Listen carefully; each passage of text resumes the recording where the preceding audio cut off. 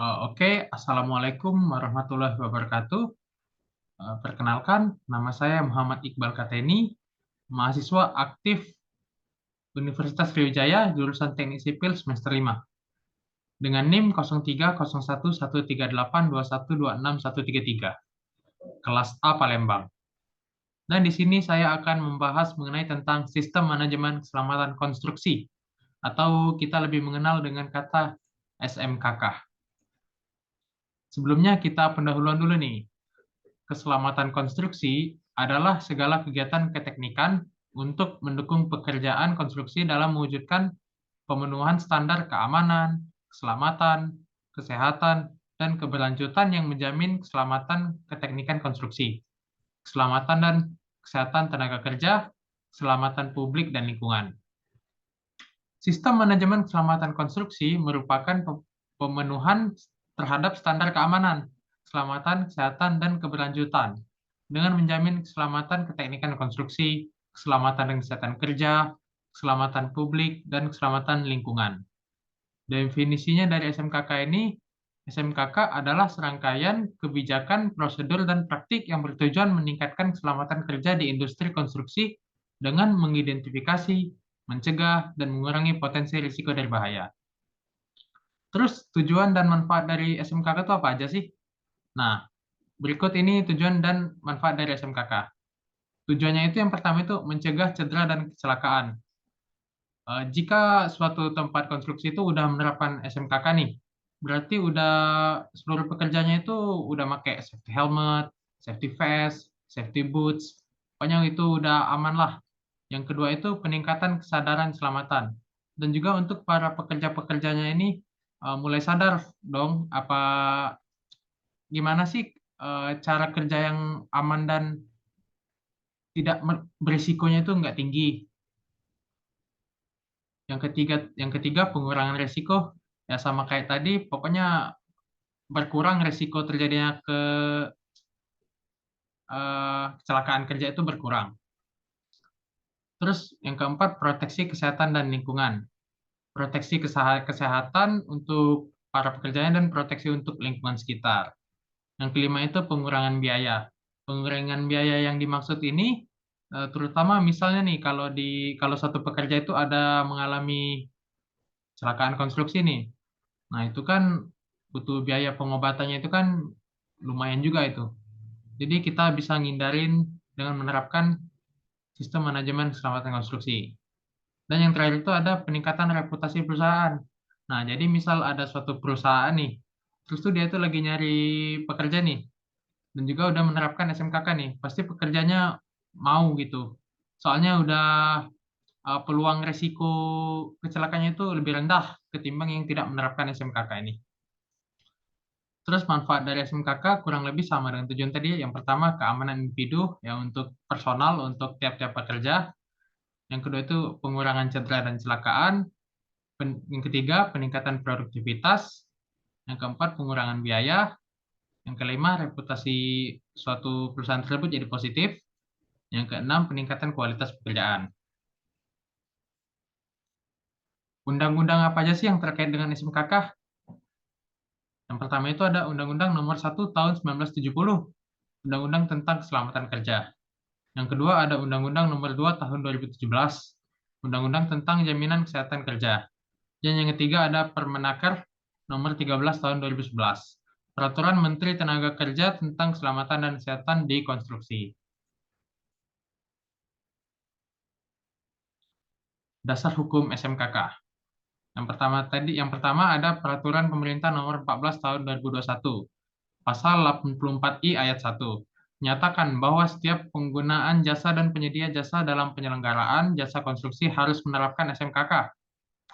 Terus ada pasal 84I Ayat 4 yang berbunyi, SMKK merupakan pemenuhan terhadap standar keamanan, kesehatan, keselamatan, dan keberlanjutan. Terus dasar hukum yang kedua itu ada Permen PUPR nomor 10 tahun 2021 tentang pedoman sistem manajemen keselamatan konstruksi. Pasal 1 angka 3 menyebutkan bahwa sistem manajemen keselamatan konstruksi yang selanjutnya disingkat SMKK adalah bagian dari sistem manajemen pelaksanaan pekerjaan konstruksi untuk menjamin terwujudnya keselamatan konstruksi. Nah, terus ini kita ada komponen SMKK. Yang pertama itu ada kebijakan keselamatan konstruksi. Kebijakan keselamatan konstruksi adalah panduan dan komitmen perusahaan terhadap keselamatan di tempat kerja. Kebijakan ini harus mencakup tujuan keselamatan, tanggung jawab manajemen, dan komitmen untuk mematuhi peraturan keselamatan. Dan yang kedua itu ada struktur organisasi.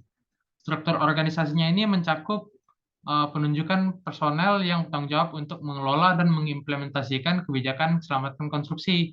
Hal ini meliputi penunjukan manajer keselamatan, tim keselamatan, dan komite keselamatan. Yang ketiga ada proses implementasi SMKK. Proses implementasi SMKK mencakup langkah-langkah yang harus diambil untuk menerapkan kebijakan keselamatan konstruksi. Ini meliputi identifikasi bahaya dan evaluasi risiko, pengendalian risiko, pelatihan dan kompetensi, pemantauan dan audit, pelaporan dan investigasi insiden, serta tinjauan dan peningkatan SMKK. Terus yang keempat ada identifikasi bahaya dan evaluasi risiko. Identifikasi bahaya dan evaluasi risiko itu adalah proses untuk mengidentifikasi potensi bahaya di tempat kerja dan mengevaluasi risiko yang terkait. Hal ini tuh sangat penting banget nih untuk dilakukan. Jadi kita bisa ngambil langkah-langkah pengendalian yang tepat untuk mencegah kecelakaan. Yang kelima ada pengendalian risiko. Pengendalian risiko ini melibatkan implementasi langkah-langkah untuk mengurangi atau menghilangkan risiko yang teridentifikasi. Ini dapat mencakup penggunaan peralatan pelindung diri, APD gitu, perubahan prosedur kerja, atau perbaikan infrastruktur. Yang keenam ada pelatihan dan kompetensi. Pelatihan dan kompetensi adalah bagian penting dari SMKK. Personel harus dilengkapi dengan pengetahuan dan keterampilan yang diperlukan untuk bekerja dengan aman. Pelatihan ini dapat mencakup pelatihan keselamatan umum, pelatihan khusus untuk kerjaan tertentu, dan pelatihan darurat. Yang ketujuh ada pemantauan dan audit. Pemantauan dan audit dilakukan untuk memastikan kepatuhan terhadap kebijakan keselamatan konstruksi. Ini melibatkan pemeriksaan rutin terhadap prosedur kerja, penggunaan peralatan pelindung diri, dan kepatuhan terhadap peraturan keselamatan. Dan yang kedelapan ada pelaporan dan investigasi insiden. Pelaporan dan investigasi insiden ini dilakukan jika terjadi kecelakaan atau insiden di tempat kerja. Insiden ini harus dilapor dan diinvestigasi untuk menentukan penyebab dan mencegah terjadinya insiden serupa di masa depan. Jadi misalnya kita udah terjadi nih kecelakaan kerja nih di suatu proyek konstruksi nih. Jadi itu bakal diinvestigasi untuk kedepannya itu jangan sampai terulang gitu kejadian itu. Kita menghindari. Dan yang terakhir ada tinjauan dan peningkatan SMKK. Tinjauan peningkatan SMKK dilakukan secara berkala untuk memastikan bahwa sistem ini tetap relevan dan efektif. Tinjauan ini melibatkan evaluasi terhadap kebijakan, prosedur, dan kinerja keselamatan konstruksi secara keseluruhan. Nah, terus ini ada struktur organisasi dari SMKK. Yang pertama itu ada manajer keselamatan, biasanya itu bertanggung jawab atas implementasi dan pemantauan SMKK di seluruh proyek konstruksi. Yang kedua ada tim inspeksi, melakukan inspeksi rutin untuk memastikan kepatuhan dengan standar keselamatan. Yang ketiga ada pelatih keselamatan, menyediakan pelatihan terkait SMKK dan mengembangkan program kesadaran. Mungkin masih ada beberapa organisasi lagi yang nggak disebutin di sini. Nah, ini contoh struktur organisasi SMKK. Di sini tuh ada pimpinan tertinggi proyek, dan juga di kanannya itu ada pimpinan UKK. Terus di bawahnya itu ada petugas tanggap darurat, petugas P3K, dan petugas keselamatan konstruksi. Nah, ini untuk job job desk-nya yang udah aku sebutin tadi. Pimpinan proyek tertinggi nih, biasanya itu menetapkan kebijakan keselamatan konstruksi, memastikan dipenuhinya persyaratan SMKK pada pelaksanaan kegiatan, memastikan terlaksananya pelaksanaan keselamatan konstruksi pada proyek konstruksi, terus menetapkan sasaran program keselamatan konstruksi, melaporkan kinerja penerapan SMKK kepada pengguna jasa. Nah, itu tugas dari pemimpin tertinggi proyek. Terus ini tanggung jawab atau tugas dari pimpinan UKK itu yang pertama mengkoordinir penerapan SMKK di tempat kegiatan konstruksi, menyiapkan dokumen-dokumen yang dipersyaratkan dalam penerapan SMKK, memastikan kegiatan keselamatan konstruksi di tempat kerja terlaksana dengan baik, melakukan inspeksi keselamatan konstruksi di tempat kerja, melakukan koordinasi dengan pihak-pihak terkait. Terus ada petugas keselamatan konstruksi. Yang pertama itu tugasnya itu melaksanakan induksi keselamatan konstruksi, melaksanakan konsultasi dan komunikasi keselamatan konstruksi di tempat kerja, melakukan inspeksi keselamatan konstruksi di tempat kerja, melaporkan kejadian baik berupa insiden maupun eksiden kepada manajer atau koordinator keselamatan konstruksi. Petugas tanggap darurat. Yang pertama itu melaporkan kejadian tanggap darurat kepada manajer atau koordinator keselamatan konstruksi dan mengumumkan kondisi darurat di tempat kerja kepada seluruh pekerja. Dan yang terakhir itu ada petugas P3K. Tugasnya itu melakukan tindakan pertolongan pertama pada kecelakaan di tempat kerja, memastikan peralatan P3K dalam kondisi baik, memastikan isi kotak P3K sesuai dengan peraturan. Nah, tadi itu kan saya sudah mengatakan pimpinan UKK tuh. Nah, di sini kita bahas lebih detail lagi tentang UKK. Ini adalah contoh dan tanggung jawab organisasi unit keselamatan konstruksi. Di sini mungkin ada bagannya, itu paling atas itu Direktur HSE, yang bawahnya itu pimpinan UKK, yang bawahnya lagi ada petugas keselamatan konstruksi, petugas tanggap darurat, petugas P3K. Nah, jadi untuk Direktur HSE itu tugasnya itu menetapkan kebijakan keselamatan konstruksi, memastikan dipenuhinya persyaratan SMKK pada pelaksanaan kegiatan, memastikan keterlaksananya pelaksanaan keselamatan konstruksi pada proyek konstruksi. Terus untuk pimpinan UKK itu mengkoordinir penerapan SMKK di tempat kegiatan konstruksi, menyiapkan dokumen-dokumen yang dipersyaratkan dalam penerapan SMKK, dan lainnya. Untuk petugas keselamatan konstruksi, melaksanakan induksi keselamatan konstruksi, melaksanakan konsultasi dan komunikasi keselamatan konstruksi di tempat kerja, melakukan inspeksi keselamatan konstruksi di tempat kerja. Terus petugas tanggap darurat melaporkan kejadian tanggap darurat pada manajer atau koordinator keselamatan konstruksi. Dan petugas P3K melakukan tindakan pertolongan pertama pada kecelakaan kerja. Ya mungkin untuk yang tanggung jawab ini mungkin sama saja seperti sebelumnya, tapi ini untuk bagian dari UKK lebih detailnya ada Direktur HSE dan lainnya. Nah, terus kita beralih nih ke proses implementasi SMKK. Yang pertama itu ada analisis risiko. Jadi kita tuh pertama mengidentifikasi potensi bahaya dan mengevaluasi risiko di lokasi konstruksi. Dan yang kedua kita perencanaan tindakan. Yang kita lakukan itu membuat rencana tindakan untuk mencegah dan mengurangi risiko yang teridentifikasi. Yang ketiga itu ada pelaksanaan dan pemantauan. Kita menerapkan tindakan pencegahan, memantau kepatuhan, dan mengevaluasi efektivitasnya. Dan yang terakhir itu ada perbaikan berkelanjutan. Kita melakukan tinjauan rutin, memperbaiki kelemahan, dan mengoptimalkan SMKK secara berkelanjutan. Nah, terus ini ada pentingnya SMKK dalam industri konstruksi. Yang pertama itu keselamatan pekerja. Pasti sebuah proyek itu mengutamakan keselamatan pekerjanya. Soalnya kan mungkin bakal susah nyari pekerja kalau nyawa mereka tuh nggak dijamin selamat gitu. Keselamatan pekerja, melindungi nyawa dan kesejahteraan pekerja dari bahaya dan cedera yang mungkin terjadi di tempat kerja. Jadi kita itu meminimalisir. Yang kedua itu kepatuhan hukum, mengikuti peraturan dan undang-undang terkait keselamatan kerja untuk meminimalkan risiko hukum dan sanksi.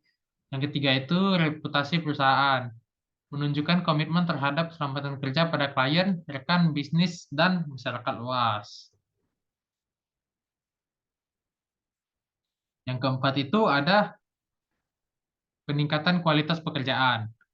Fokus pada keselamatan dapat membantu memastikan bahwa pekerja konstruksi dilakukan dengan kualitas tinggi. Karyawan yang merasa aman dan didukung akan lebih mungkin untuk memberikan hasil bekerja yang baik.